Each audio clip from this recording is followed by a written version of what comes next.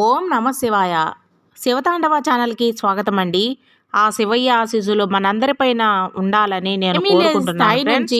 ఈ వీడియో మీరు first time చూస్తుంటే ప్లీజ్ లైక్ చేయండి, షేర్ చేయండి, సబ్స్క్రైబ్ చేయండి. ఇంట్లో పూజ చేయడం వల్ల ఐశ్వర్యం కలుగుతుందని, ఇంట్లోని ప్రతికూల శక్తులు తొలగిపోతాయని శాస్త్రాలలో చెప్పబడింది. అదేవిధంగా పూజలో మనం నియమాలను పాటించడం చాలా ముఖ్యం. తెలుసో తెలియకో కొందరు పూజా సమయంలో కొన్ని తప్పులు చేస్తూ ఉంటారు. దీనివల్ల వారికి పూజా ఫలం లభించదు. పూజ అసంపూర్ణంగా ఉంటుంది. అయితే పూజలో ఏ నియమాలు పాటిస్తే మీరు గొప్ప స్థాయికి ఎదుగుతారో ఇప్పుడు మనం ఈ వీడియోలో చూద్దాం. మీరు పూజ చేసేటప్పుడు మీరు మీ ముఖాన్ని తూర్పు లేదా ఉత్తరం వైపు ఉంచాలి. గంట, ధూపం, దీపం మొదలైన వాటిని మీ కుడివైపున ఉంచాలి. పూజా సమయంలో పూజకు ఉపయోగించే పండ్లు, పువ్వులు, నీటి కుండ, శంఖం వంటి వస్తువులను మీ ఎడమ వైపున ఉంచాలి. ఇలా చేయడం వల్ల ఇంట్లో నివసించే వారికి శాంతి, ప్రశాంతత, ఐశ్వర్యం, సంతోషం, ఆరోగ్యం చేరుతాయి. వాస్తు శాస్త్రం ప్రకారం ఇంట్లో పూజ గది ఎల్లప్పుడూ ఈశాన్య దిశలో ఉండాలి. ఈ దిక్కున పూజ మందిరం ఉండడం వల్ల ఇంట్లో నివసించే వారికి శాంతి, సంపద, సంతోషం, ఆరోగ్యం లభిస్తాయి. మత విశ్వాసాల ప్రకారం ఇంటి పూజ గదిలో నిలబడి పూజలు చేయకూడదు. ఎందుకంటే దేవునికి నిలబడి పూజించడం శ్రేయస్కరం కాదు. కాబట్టి పూజా సమయంలో ఇంట్లో నిలబడి పూజ చేయకండి. మీరు పూజ చేసినప్పుడు మీరు నేలపై కూర్చొని మాత్రమే పూజ చేయాలి. మన సనాతన సంప్రదాయాల ప్రకారం ఇంట్లో పూజ చేసేటప్పుడు నల్లని వస్త్రాలను ధరించడం నిషేధం అని పండితులు చెబుతున్నారు. పూజలోనే కాదు, శుభ కార్యక్రమాల సమయంలో నలుపు రంగు వస్త్రాలను ధరించడం శాస్త్ర వ్యతిరేకం.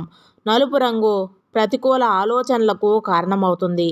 అందుకే ఒక్క శనీశ్వరునికి పూజ చేసేటప్పుడు తప్ప మిగిలిన దేవుళ్ళ పూజా సమయంలో నలుపు రంగు వస్త్రాలను ధరించకూడదు.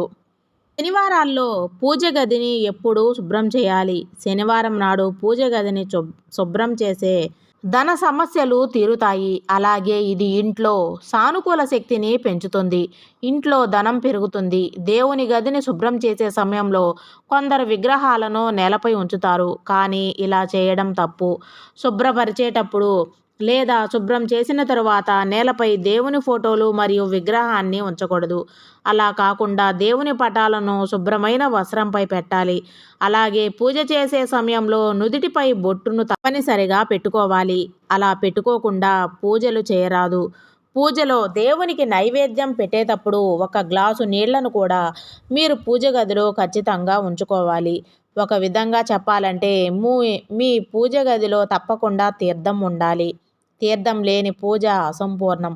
రోజు ఇంట్లో పూజ చేసేవాళ్ళు దేవుని పూజలో బెల్లం మొక్కను పెట్టినా సరే దేవుడు సంతోషించి మీరు ఏది కోరుకున్నా సరే అది ఖచ్చితంగా నెరవేరుస్తాడు. మీ పూజ గదిలో ఎల్లప్పుడూ అక్షింతలు ఉండాలి. ఇంట్లో పూజ పూర్తయిన తరువాత దేవునికి నమస్కరించి మీ తలపైన అక్షింతలు వేసుకుంటే ఆ దేవుని ఆశీర్వాదం సంపూర్ణంగా లభిస్తుంది. నిత్యం తమలపాకులను దేవునికి సమర్పించాలి.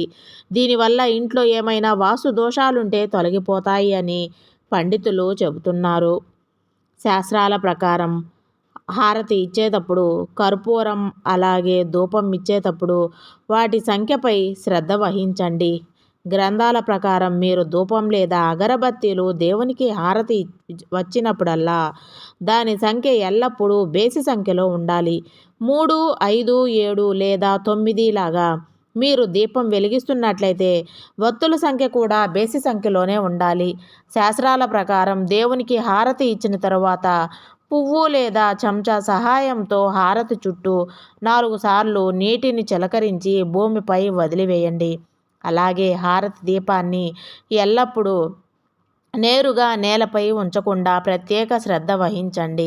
హారతి దీపాన్ని పళ్ళెంలో ఉండటం ఉత్తమం. పూజా సమయంలో వెలిగించే దీపం కుందులు శుభ్రంగా ఉండాలి. అలాగే పూజలో ఉపయోగించే దీపం ప్రమిదలు ఎక్కడా పగలకుండా ఉండాలి. పూజలో పగిలిన దీపాన్ని ఉపయోగించడం వల్ల అశుభ్రం కలుగుతుంది. మీరు పూజ ప్రారంభోత్సవం తర్వాత వెలిగించినప్పుడు దీపంలో తగిన మోతాదులో నెయ్యి లేదా నూనె ఉండేలా జాగ్రత్త పడాలి. అప్పుడు పూజ చేసేలోపు దీపం కొండెక్కకుండా ఉంటుంది. సాయంకాలంలో చేసే పూజలకు మీకు రెట్టింపు పుణ్యఫలం లభిస్తుంది. ఇంట్లో లేదా గుడిలో సూర్యాస్తమయం తర్వాత గంట మోగించడం చేయరాదు. శాస్త్రాలలో పేర్కొనబడినది. సూర్యాస్తమయంలో తర్వాత దేవతలు విశ్రాంతి స్థితిలో ఉంటారు. సూర్యాస్తమయం తర్వాత ఆలయంలో లేదా పూజ గదిలో గంట మోగించడం అనేది విషయాన్ని ఎల్లప్పుడూ గుర్తుంచుకోండి. చాలామంది బంతి పువ్వులు ఎంతో అందంగా ఉంటాయని వాటిని పూజకు ఉపయోగిస్తూ ఉంటారు. అయితే బంతి పూలకు శాపం ఉండడం వలన వాటిని పూజకు ఉపయోగించకూడదని పండితులు చెబుతున్నారు. బంతి పూలతో పూజ చేయడం వలన ఎటువంటి ఫలితం ఉండదు. కేవలం బంతి పువ్వులను అలాగే బంతిపూల దండను అలంకరణకు మాత్రమే ఉపయోగించాలి. అగ్గిపుల్లతో నేరుగా వత్తులను వెలిగించకూడదు. అందుకు మీరు ముందుగా ఏకహారతిలో దీపం కర్పూరం వెలిగించి దానితో కానీ లేకపోతే ఒక అడ్డవత్తిని ఏకహారతిలో వేసి వెలిగించి దాని సహాయంతో దీపారాధనని చేయాలి. సాధారణంగా కొందరు ఏ సమయంలో అంటే ఆ సమయంలో పూజ చేస్తారు. దైవారాధనకు సంబంధించినవి అనేక నియమాలు గ్రంథాలలో పేర్కొనబడ్డాయి. తెల్లవారుజామున 4:30 నుండి 5 గంటల వరకు పూజ చేయవచ్చు. బ్రహ్మముహూర్తంలో చేసే ఈ పూజ చాలా విశిష్టమైనది.